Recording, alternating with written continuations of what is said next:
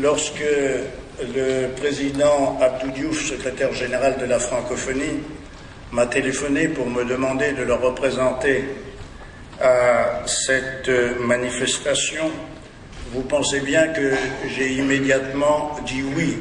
Et connaissant la bonne éducation de mon ami le président Abdou Diouf, je me suis retenu pour ne pas pousser un cri de joie. Pour diverses raisons. Première raison, correspondant à ma paresse, c'est que c'est la mission la plus facile que j'ai à exécuter de ma vie, puisqu'il s'agit simplement de lire un discours, mais d'importance.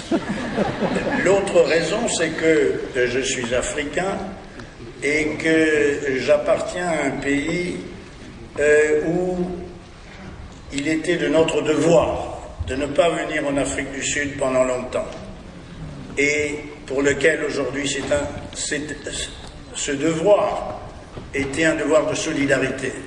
Et aujourd'hui, le devoir de solidarité, c'est de venir le plus souvent possible en Afrique du Sud.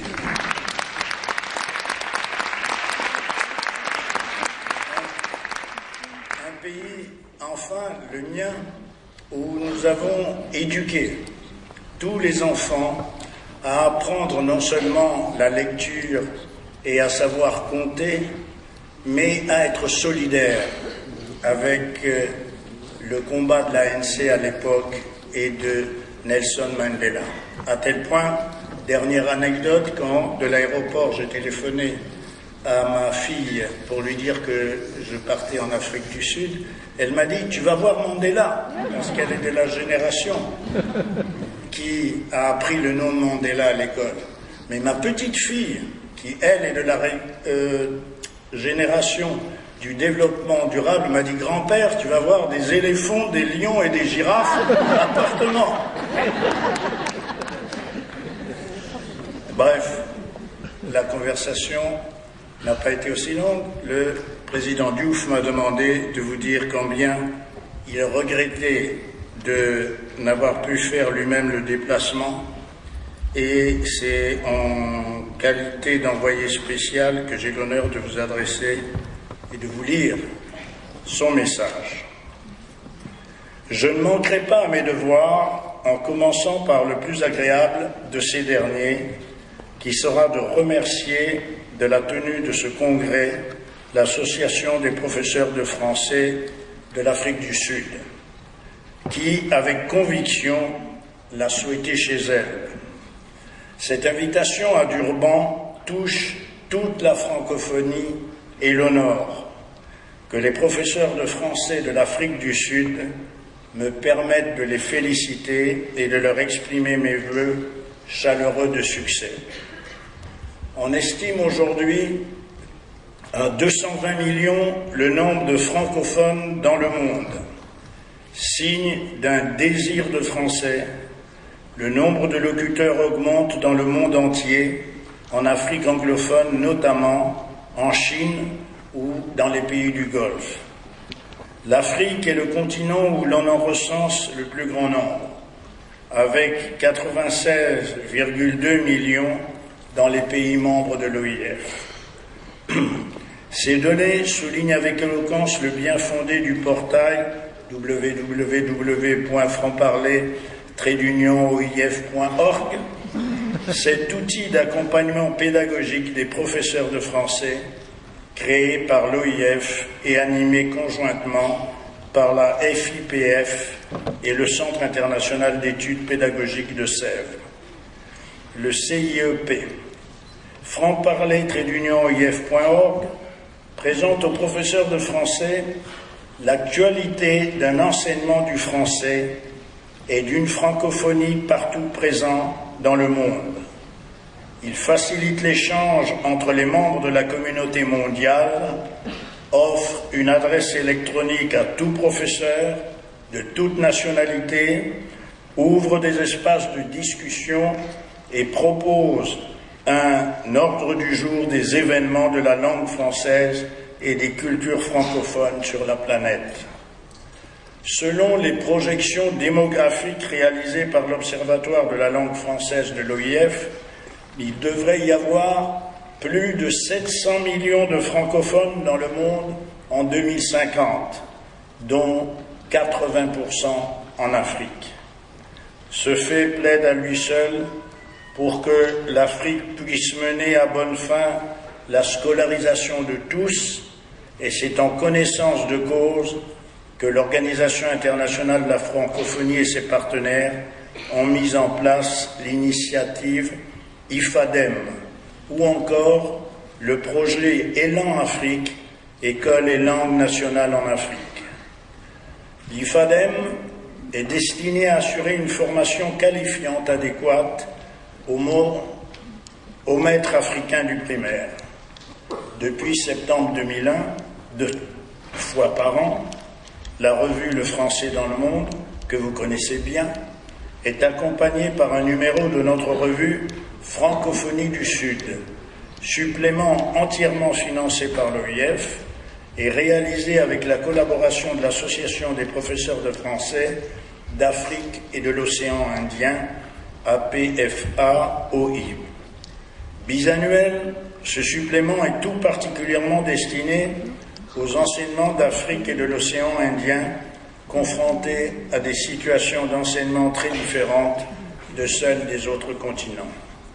C'est pourquoi Élan Afrique conjugue les efforts de l'OIF et de ses partenaires pour appuyer 8 pays d'Afrique subsaharienne qui l'ont demandé dans la conduite de réformes nécessaires à l'utilisation conjointe des langues africaines et du français dans l'enseignement primaire. Car, en réalité, la plupart des États membres de l'OIF sont plurilingues et comptent souvent plusieurs langues nationales. Il est fréquent également que leur langue officielle soit autre que le français. Aussi, l'OIF prône-t-elle un partenariat mondial à la fois garant du multilatéralisme et respectueux de la diversité culturelle. Sur 75 États et gouvernements membres qui composent l'OIF, qu'ils soient seuls ou avec d'autres langues, le français est langue officielle pour 32 de ceux-ci. Le français y connaît des statuts variés. Langue maternelle, mais aussi langue officielle ou administrative, langue seconde et de scolarisation ou encore langue étrangère. Mesdames et messieurs, le thème de votre congrès est « Le monde en marche, l'enseignement du français entre mondialisation et contextualisation ». Un accord cadre a été signé avec l'OIF lors du 12e congrès mondial de la FIPF tenu à Québec en 2008. L'OIF vous y apporte l'expertise et la plus-value de son environnement linguistique, naturellement pluriel et renforcé par TV5 Monde et plus généralement le développement de la toile et des médias. Celle-ci réside en particulier dans la prise en compte des langues maternelles, nationales et régionales en Afrique, mais également dans les environnements insulaires créolophones.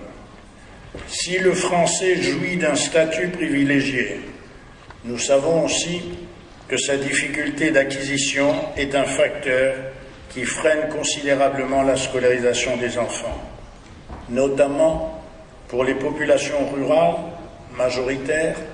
L'enseignement primaire en Afrique exclusivement en français met en échec scolaire de nombreux enfants. C'est pour promouvoir l'enseignement du français en relation avec la diversité linguistique et culturelle que, dans le cadre du projet global de la FIPF, l'OIF a également amené un volet visant à optimiser l'expertise des associations de professeurs dans le domaine du français. La langue française et les cultures francophones n'en rayonneront que mieux si la langue dont nous assurons tous ici le rayonnement exprime puissamment le ressenti de ces valeurs universelles que nous partageons. et en portant l'accent sur les parcours éducatifs plurilingues, dans le cadre de pédagogie convergente, le français doit se faire le porteur de plusieurs cultures et non de la seule culture française.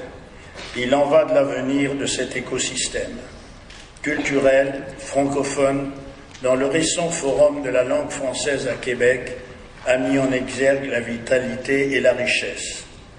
Nous sommes loin de l'apologie de la langue unique, comme nous récusons tout darwinisme culturel. Les langues nationales sont le fondement premier de la personnalité des individus. Fin de citation, Abdou Diouf, secrétaire général de la francophonie.